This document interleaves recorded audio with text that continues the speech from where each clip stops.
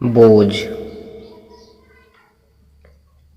रिया अपने माता पिता की बहुत लाडली थी। 3 बड़े भाइयों की बहन थी। कोई भी चीज़ मांगने पर उसी वक्त सामने हाजिर हो जाती। पूरे घर में रौब था उसका। पूरे परिवार और नौकरों पर राजकुमारी की तरह हुक्म चलाती थी रिया। स्कूल में भी पूरा रौब था उसका। बड़े घर की लाडली जो थी वह। उसने कॉलेज में दाखिला लिया। उसके ठाट बाट बड़ी गाड़ी में आना जाना, हर दिन नया फैशन देखकर हर कोई उससे दोस्ती करना चाहता था। थोड़े ही दिनों में उसके बहुत से दोस्त बन गए। पूरे कॉलेज में उसकी अपनी एक पहचान थी।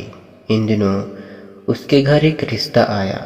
खानदानी लोग थे और पापा की पुरानी जान पहचान थी उनके साथ। रिया के साथ कोई ज़बरदस्ती नहीं थी, पर रिया ने फिर भी हाँ कर दी, क्योंकि वह अपने परिवार से बहुत प्यार करती थी। वह जानती थी कि वह लोग उसका अच्छा ही सोचेंगे। लड़के का नाम अंकुर था। अंकुर काफ़ी पढ़ा लिखा और समझदार लड़का था।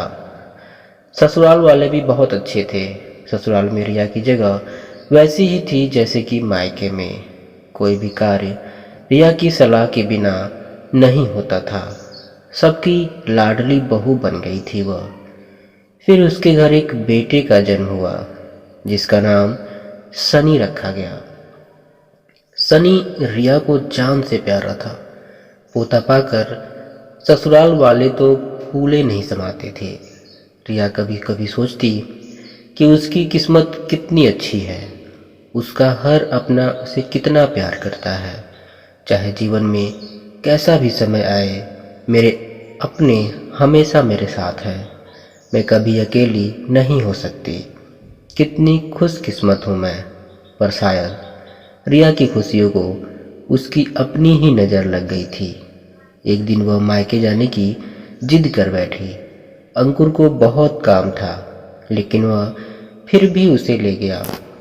रास्ते में उनकी गाड़ी अन्य गाड़ी से टकरा गई। रिया, अंकुर और सनी बहुत बुरी तरह से जख्मी हो गए।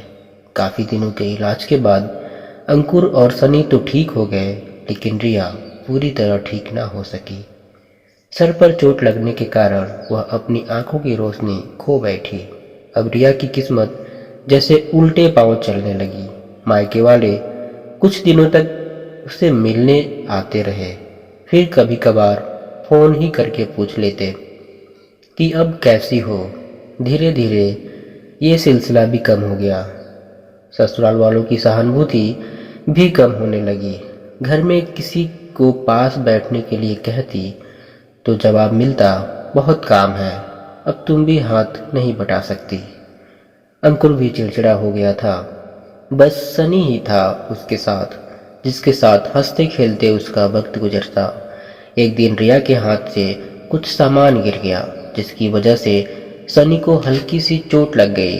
रिया के सास ससुर ने सनी को उससे अलग कर दिया कि वह कहीं उसके ना देखने की वजह से बच्चे का कोई नुकसान न हो जाए।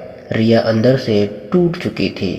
एक दिन उसने सबके सामने मायके जाने की इच्छा रखी, तो अंकुर उसे तुरंत मायके छोड़ आया, जैसे कि वह भी यही चाहता था। लेकिन सनी को उसके साथ नहीं भेजा गया।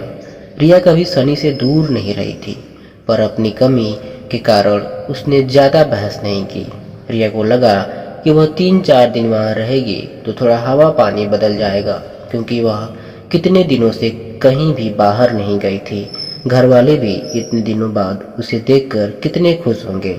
रिया के घर पहुंचने पर सब लोग बहुत खुश हुए। खाने में सब कुछ रिया की पसंद का ही बना था।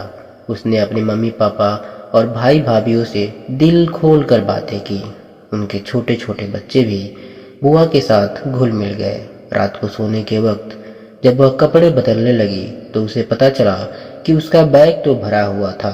वह समझ गई, वह बहुत उदास हो गई। कुछ दिनों तक तो सब ठीक रहा, फिर जैसे सब बदलने लगा। सबका व्यवहार बदल रहा था। वह लोग जैसे थक चुके थे उससे। सब लोग घुमा फिरा कर पूछने लगे कि अंकुर कब आ रहा है उसे ले जाने। वह बहाना बना देती, जबकि वह जानती थी कि उस घर में अब उसके लिए कोई जगह नहीं। रिया से चलते वक्त कुछ ना कुछ नुकसान हो जाता। थोड़ी बहुत टोका टोकी उसे सुनाई देती, वह टाल देती। एक दिन उसके हाथ से लगकर एक कीमती फूलदान टूट गया। छोटी भाभी ने बहुत हंगामा मचाया। रिया के माता पिता रोज रोज के झमेलों से तंग आ गए थे। उन्होंने अंकुर को खुद से फोन कर दिया। अंकुर रिया को अपने घर ले गया। रिया को अपने परिवार वालों से ये उम्मीद ना थी। जिस रिया के कहे बिना घर में एक पत्ता भी नहीं हिलता था, उस घर के लिए वह अब बोझ बन चुकी थी।